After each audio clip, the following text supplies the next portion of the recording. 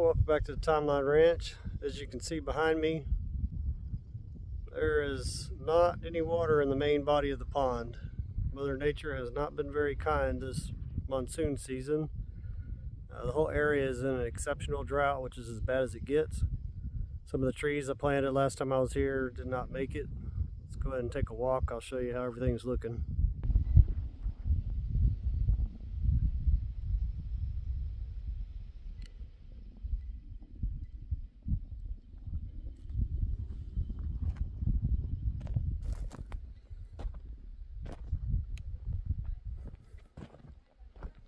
All three of them look like they're alive, barely. I knew they were pretty drought tolerant, but I know their roots aren't very deep either. The Baccharis is doing very well, as you can see. Mule fat is the other name for it, Baccharis silifolia.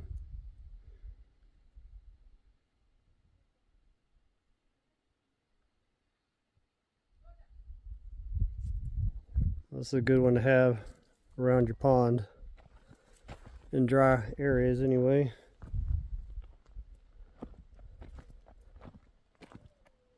English walnuts also did not make it. They're completely dead. Now some of this Baccharis now is well over 6 feet. Let's say 2.5 meters or so. You can hear my family over there along with some friends that came for this trip.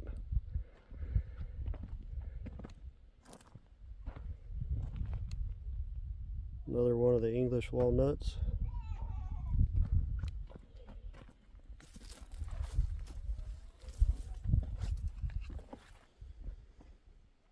There's a few of the native plants still look decent. Even over here where the creosote have been green for years, they're starting to brown out because the moisture's drying up. That one is gone as well, that English walnut. Still have some very hardy purple prairie verbena.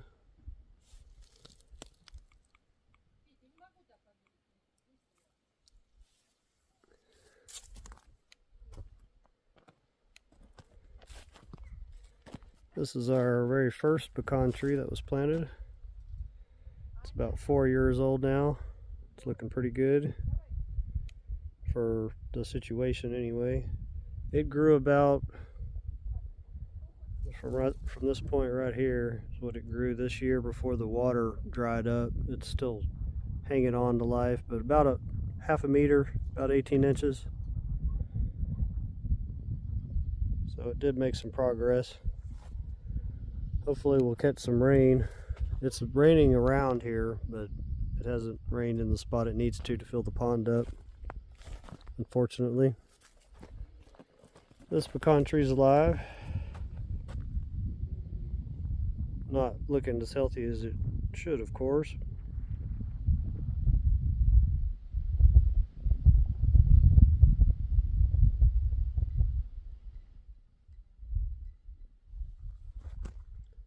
I've watered all these. There's a little pocket of water in that last section of the pond that I dug.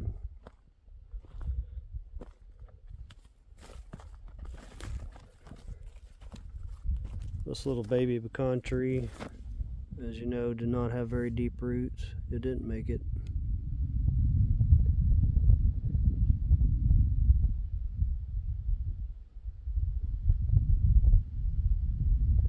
Just a dry little stick.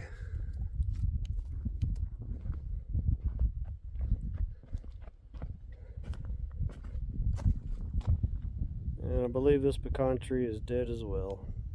So it looks like out of all the trees we had, there is 2 pecan trees and 3 Mission Texas almond trees still alive.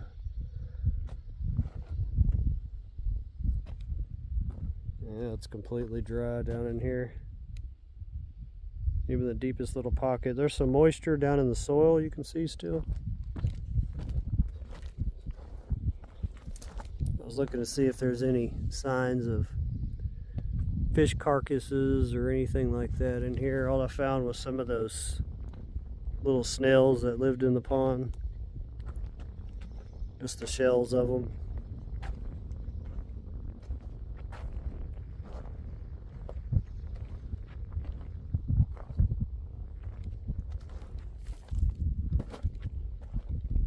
So this is the deepest pocket in the pond that's on the main body, the older portion of the pond. There's our well.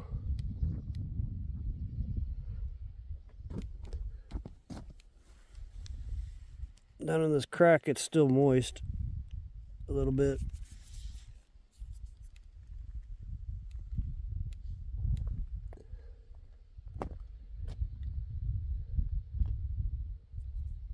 The backrest looks very good all around the pond still.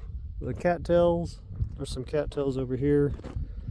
They have a very small little green sprout coming out the side of it, but they're dormant because there's not enough water for them.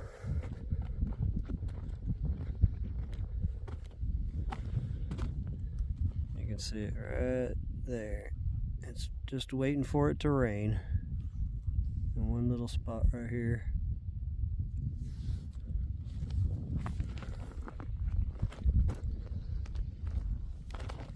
Here we are at one of the plantings I did.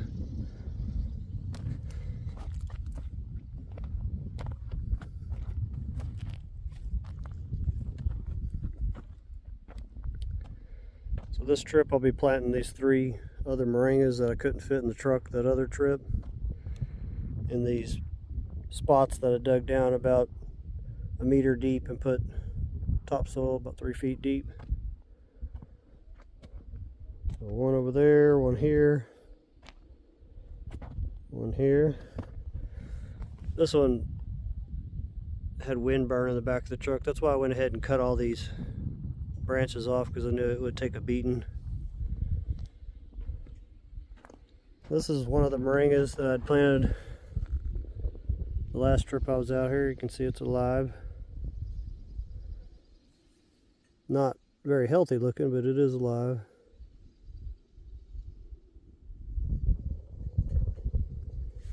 None of the seeds I planted came up because it hasn't rained in 8 months. At least any amount that would matter. You know, get some sprinkles here and there.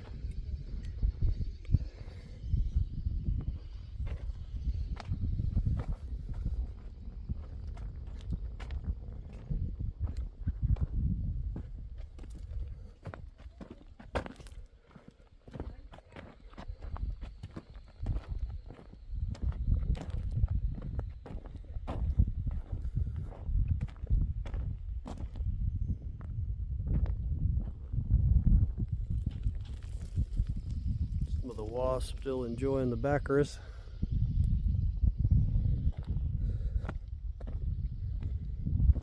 Have a few flowers, not too many. Black-colored fan mustard.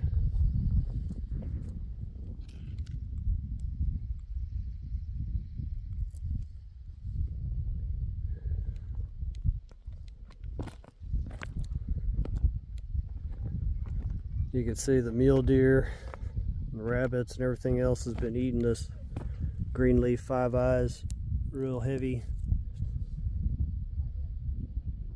They ate that little skeleton leaf goldeneye all the way down to just the base. You can tell water's still slowly wicking out of this underground water source we have because of this leaky weir that I put here. This New Mexico olive looks real healthy. This little baby mesquite looks nice and healthy.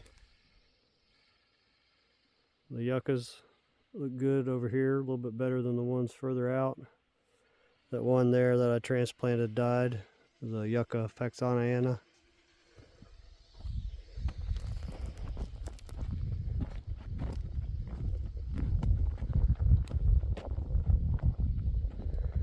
Yeah, it's a shame. I was really hoping when I came out here all this would be green, full of grass and wildflowers and okra and everything else I planted, but unfortunately it has not rained. That's the nature of the desert, you never know. So this moringa here actually looks fairly decent for the situation. And I believe the reason for that is we have groundwater seeping through from the leaky weir that's supplying it with a little bit of water, a little bit more than the rest of them. You see the deal before it dried up all the way, went ahead and matured and seeded. So when it starts raining and it cools down a little bit, the deal will be popping back up. This moringa, there's no signs of life. I don't know if it's just staying dormant because it's dry or it's dead. We'll see with time. The deal did go ahead and mature on this one too.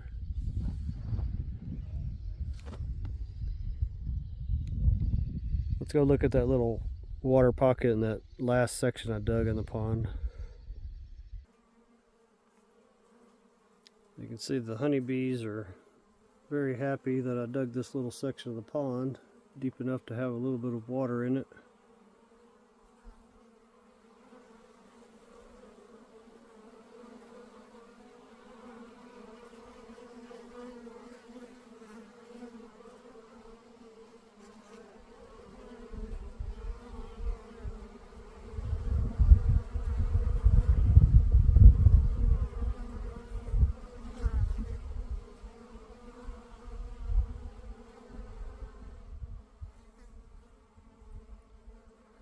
So that's all the water that's left of the ponds right here. It's about 2 meters across, about 6 foot across, and about 8 inches deep.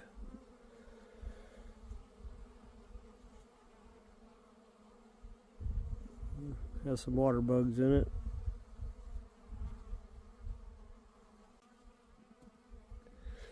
Enough to water the trees while I'm here.